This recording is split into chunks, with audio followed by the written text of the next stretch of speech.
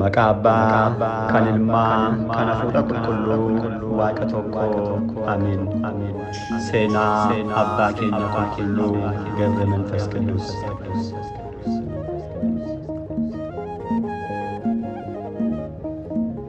Hunduma dhiisanii gidiraa simachuun dhiphachaa, gogaa hoolaa fi reeffachuudhaan naanna'an. Addunyaan isaaniif hin taane waan taateef gammoojjii lafa onaa fi tuullurraa, holqaa fi boolla lafaa keessa rakkatan. Ergaa qulqullicha Phaawulos gara saboota Ibrootaa boqonnaa 11 lakkoofsa 37 hanga 38. Kadhannaa isaaniin biyyoota Gibxii fi Itoophiyaadhaaf kan ibsan kabajni fi aangoon isaanii ol ka'e samii kan caalee, qajeelummaan isaanii kan qulqulluu Mikaa'eliif qulqulluu Gabri'eel waliin kan wal qixxaate, lubummaan isaaniis akka kan Malkiiseedeq qulqulluu Yohannis Cuuphaa fi Eeliyaas kan ta'e, qajeelaa fi qulqulluu Abbaa keenyaa qulqulluu ገብረ መንፈስ ቅዱስ። Abbaan keenya ገብረ መንፈስ ቅዱስ abbaa isaanii Simi'oonii fi haadha isaanii Aqleesiyaarraa biyya Gibxii bakka addaa Nihisaa jedhamtutti jarraa sagaleeffaa keessa dhalatan. Abbaa fi haati isaanii gaa'ela isaanii booda waggoota 30dhaaf dhala osoo hin argatiin gaddaan jiraachaa turan. Guyyaa tokko harmeen isaanii gara Waaqayyoo deemtee fakkii fayyinaa qulqulleetti Sillaasee jalatti kuftee osoo kadhattu, sagalee mucaa kabajnii fi aangoon isaa ol ka'e samiirra caalu, qajeelummaan isaas kan qulqulluu Mikaa'elii fi qulqulluu Gabri'eel waliin kan wal qixxaatu, lubummaan isaas akka kan Malkiiseedeq qulqulluu Yohannis Cuuphaa fi Eeliyaas kan ta'e kunoo fudhu jechuudhaan dhageesse. Kanumaan Aqleesiyaan bitootessa 29 ulfooftee muddee 29 mucaa bareedaa fi simboo qabu deesse. Guyyaan kun yaadannoo guyyaatti Gooftaan keenyaaf Fayyisaan keenya Yesuus Kiristoos addunyaa fayyisuuf jedhee foon uffachuun haadha keenya dubroorraa dhalate waan ta'eef, abboonni keenya ayyaanni dhalannaa isaanii amajjii irratti akka kabajamuudhaaf sirna kaa'aniiru. Yeroo maqaan moggaasuu yeroo ga'ettis qulqulluu Gabri'eelitti isaanitti hime kennaa Waaqayyoon hojii hafuura qulqulluu waan ta'eef ገብረ መንፈስ ቅዱስ jechuun moggaasan.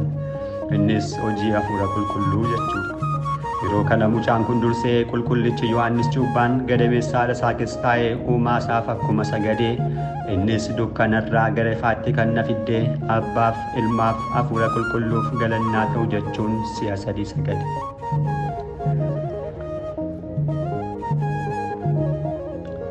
Abbaan keenya ገብረ መንፈስ ቅዱስ umuriin isaanii waggaa 3 yeroo ta'u, Waaqayyo qulqulluu Gabri'eeliin akkas jedhee ajaje. Mucicha haadha isaarraa fuudhi. Gara gadaamii abbootiiwwan baay'een keessa jiraatanittis geessiitii balbala isaanii jala kaa'i.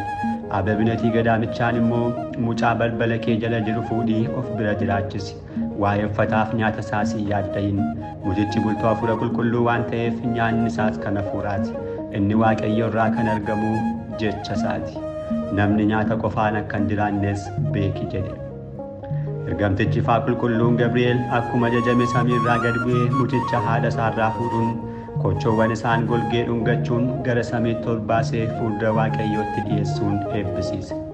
Gooftaan keenyas ergamaa isaa gara haadha kootti geessii isheen isaa eebbistuu jechuun haadha keenya dubroonis eebbifame. Itti fufees qulqulloota abbootii, raajotaa, moototaa, duuka buutootaa, wareegamtootaa, hayyoota mana kiristaanaa, qulqulloota abbootii fi harmoolii hundumaan eebbifame. Xumura irrattis Gooftaan keenya mootummaa koottana waliin argamta waan taateef gammadii, jabaadhu, waan sirra ga'u hundumaafis obsii, lubbuuwwan baay'een waa'ee keedhaaf ni fayyu waan ta'eedhaaf jechuun geggeesse.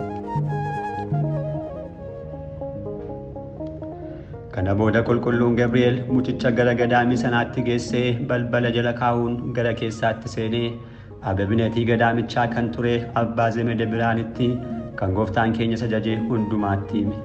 Abbaan Zemede biraanis mucicha fudhachuun barumsa kiristaanummaa barsiisaa guddise. Umuriin abbaa keenyaa duqqinnaaf yeroo ga'u, abbaan Zemede biraan gara abbaa Abrahaam geessuun aangoo duqqinnaa boodas immoo aangoo lubummaadhaaf geessisaniiru.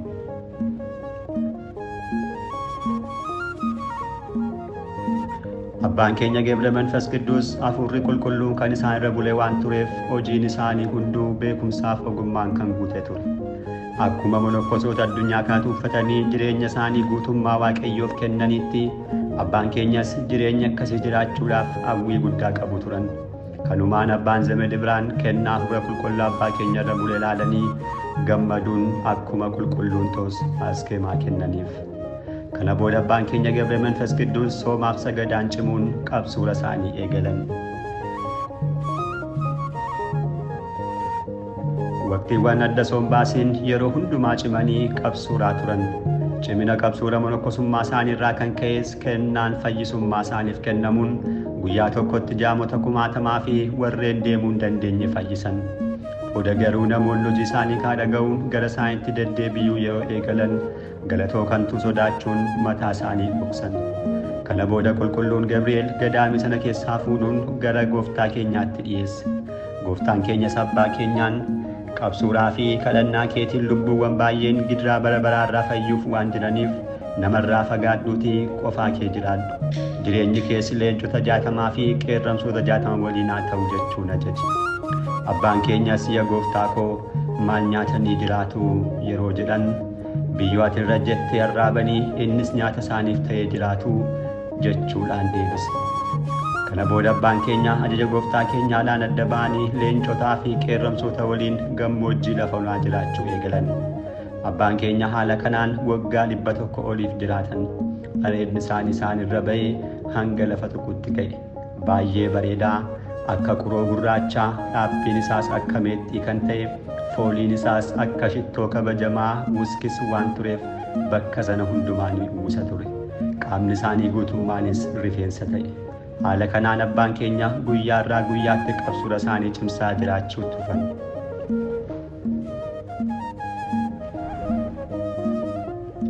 Baay'ina qabsuuraa fi qorra gammoojjii sanaarraa kan ka'e foon isaanii irraa dhumee gogaan isaanii lafee isaaniitti maxxane. Firaafirees ta'ee nyaata biroon nyaatan turan, bishaanis hin dhugan turan. Gammoojjii kana keessatti abbaan keenya akka namaatti osoo hin taane akka ergamootaatti jiraatan.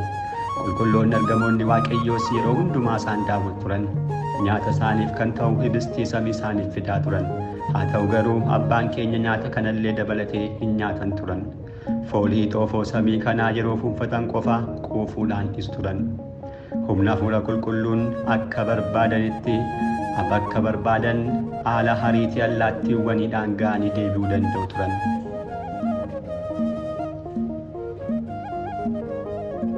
Jireenya isaanii qabsuura monokkosummaa gammoojjii keessatti nyaata mi'aawaa jaallachuun cubbuu fidaa, du'as itti fufsiisaa. Koochoo kan qaban allaattiiwwan samiillee sababa nyaataadhaaf jecha kiyyoo keessanii seenuu, nyaata hawwanii dachee irrattis kufuu, kiyyoodhaanis ni qabamu jedhan.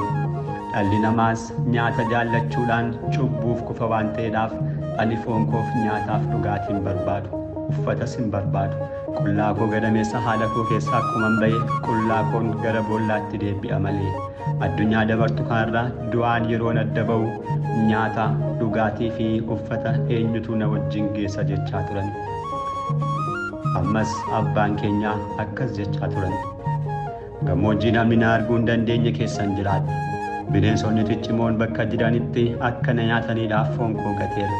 Daawit faarsaasaan foon qajeeltotaa bineensotaaf akkuma jedhee ani bineensonni hamoon booftiif jawweewwan bakka jiraannetti dhangalan. Nyaatas isaaniif ta'uun barbaada.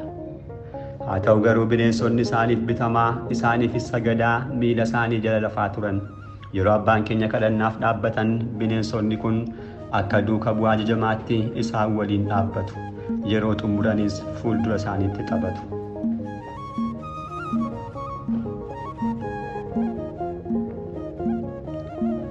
Gidiraawwanii fi qabsuuraawwan kana hunda booda umurii isaanii 300 irratti Waaqayyo tokkummaa sadummaa isaadhaan mul'atee yamichuu koo Gebre Manfas Qidduus maal akkan siif raawwadhu barbaaddaa jechuun gaafate. Abbaan keenya Gebre Manfas Qidduus sagalee uumaa isaanii dhagaan baay'ee gammaduun yaa uumaa koo fuuldura keettis immoo argadhee yoon ta'e maaloo namoota geebotaa naaf maarii isaan cubbamootadha atis qulqulloota osoo hin taane cubbamtoota barbaaduufidha kan dhufte jedhan. Itti fufuudhaanis imimmaan isaanii dhangalaasaa maaloo warreen boolla keessa jiranis yaadadhu. Seexanni isaan dogongorsiisee beekanis osoo hin beekanis cubbuu adda addaa kanneen hojjetan ati isaanis naaf maari jechuun kadhatan. Waaqayyos dhugaan siin jedhaa, michuu koo kan na kadhatte hundumaa sin dhowwadhu.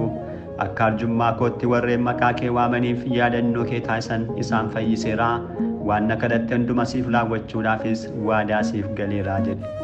Kana booda gooftaan keenya ergamoota isaatiin waa'ee michuu koo Gabre Manfas Qiddusiif namoota gaboota Si'ool keessa jiran bilisa baasaa jedhe. Isaanis deemanii lubbuuwwan 3,000 bilisa baasan. Abbaan keenya Gabre Manfas Qiddus jireenya kana hunda booda qulqulluun Gabri'eel sadagallaa qilleensaan bineensota dursanii isaaniif kennaman waliin umurii isaanii waggaa 300 irratti gara dachee Itoophiyaa gara Midra Kebditti isaan geesse. Ittaanis tulluu qulqulluu kan jedhamu gara tulluu cuqqaalaatti isaan geesse. Achittis bishaan cinaa dhaabbachuun bahaa dhiyaa kibbaa kaaba Itoophiyaa yeroo alan cubbuun namoota Itoophiyaa baay'ate isaanitti mul'ate. Namni of ilaallee dura dhaabbatee fuula isaa guutummaa akkuma argu isaanis cubbuun guutummaa biyyaa haala kanaan isaaniif mul'ata ture. Kana booda galaanicha keessa seenuun gadi galagalanii namoota Itoophiyaan ganaaf fayyistutti maqaa kee qulqulluun waadaa galeera jedhanii kadhannaa eegalan. Guyyaa 40ffaa irrattis ergamaan ajajame dhufee Waaqayyo kan maqaa kee waamee fi yaadannoo kee taasisiifan fayyisa jedheeraa jedhe. Abbaan keenyas itti fufuun Itoophiyaa guutuu yoo naaf fayyisne as keessaan ba'u jechuun waggaa 100 guutuuf bishaan keessa turan. Dhiigni isaanii gara bishaaniitti dhangala'uudhaan bishaanichi dhiiga fokkaate. Hafuuronni diiyaabiloosis gidiraa lakkoofsa hin qabne isaan rageessaa turan. Yeroo kanatti gooftaan keenya dhufee galaana cinaa dhaabbachuun yaa michuu koo Gabre Manfas Qiddus guutummaa Itoophiyaa siif fayyiseeraatii gottuu galaana keessaa ba'i jedhe. Abbaan keenyas lafeen isaanii akka lilmoo qaqallattee baay'ee miidhamanii waan turaniif gooftaan keenya harka isaan qaqqabe akka duraatti isaaniif deebise. Gooftaan keenyas kana booda kabajaan gara samiitti ol ba'e. Kana booda abbaan keenya gara Debre Kebdi deeman. Achittis waggoota 7 akka tubaatti dhaabbachuudhaan iji isaanii osoo hin cufamiin kadhatan. Seexannis hamminummaan ka'ee qiroo fokkaatee dhufuudhaan ija isaanii keessaa dhangalaase. Subaa'ee 2 booda yeroo xumuran qulqulluun Mikaa'eliif Gabri'eel dhufuun isaan fayyisan. Waggoota baay'eefis gadaamii kana keessa qabsuudhaan turaniiru. Kana booda bakka isaanii duraa gara tulluu cuqqaalaatti deebi'an. Gara tulluu kanaatti osoo deemanii karaa irratti jaarsolii dadhaboo 3 argan. Jaarsoliin kunis maaloo mee tartiibaan tokko keenya nu baadhuutii bakka sanaan nu ga'ii jedhan.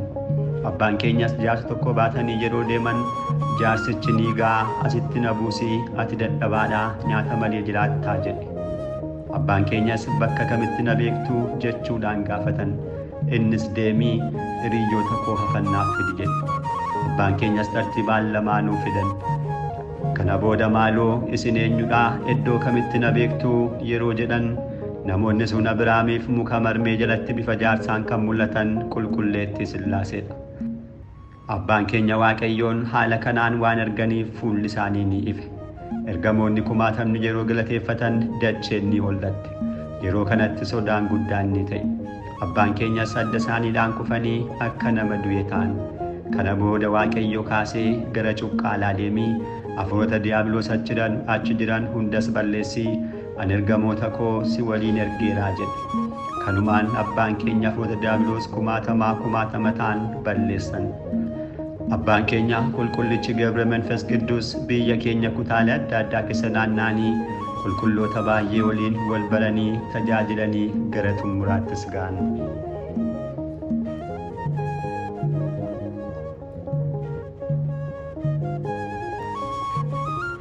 Xumura irrattis gooftaan keenya mul'atee yaa michuu koo Gabre Manfas Qiddus nagaan siif haa ta'u.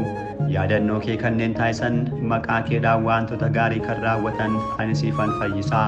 Bakka ati galtu gannataa fi mootummaa koos isaanan dhaalchisaa. Itoophiyaa dhaalmaa taasisees dachee kana siif kenneera. Yaadannoo kee kan taasisan araarsummaa keenis kan dhaabbatan isaan namoonni kun yoo haala kanaatiin ciman ni fayyu jechuudhaan waadaa kana isaaf galee gara samiitti deebi'e. Yeroo kana abbaan keenya qulqullichi Gabre Manfas Qidduus umurii isaanii waggaa 562tti bitootessa bultii 5 guyyaa sanbata kiristaanaa boqotan. Hangafoonni ergamootaa 7 lubbuu abbaa keenyaa fudhachuudhaaf bu'an. Galatoo fi faarfannaa guddaatiinis gara samiitti ol baasan. Foon isaanii immoo fuudhanii Yerusaalemitti awwaalan.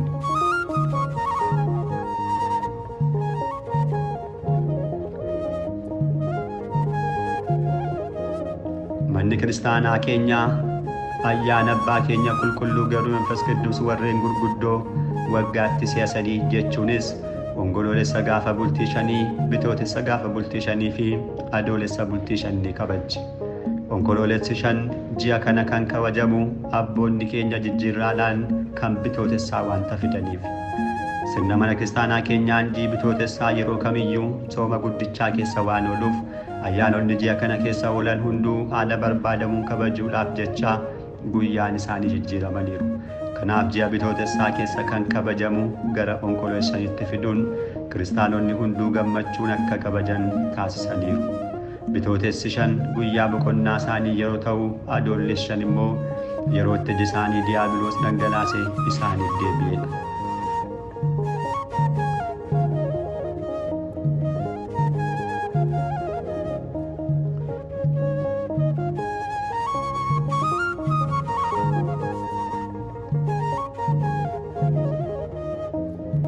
Eebba abbaa keenya qulqullicha Gabre Manfas Qidduus hunduma keenya irraa bulu jechaa guyyaa irraadhaaf barreeffama keenya qabannee asuma irratti xumurreerraa kakaasee kan nu jalqabsiises kan nu xumursiisee Waaqayyo abbaa keenyaaf galannii fi ulfinni guddaan isaaf haa ta'u.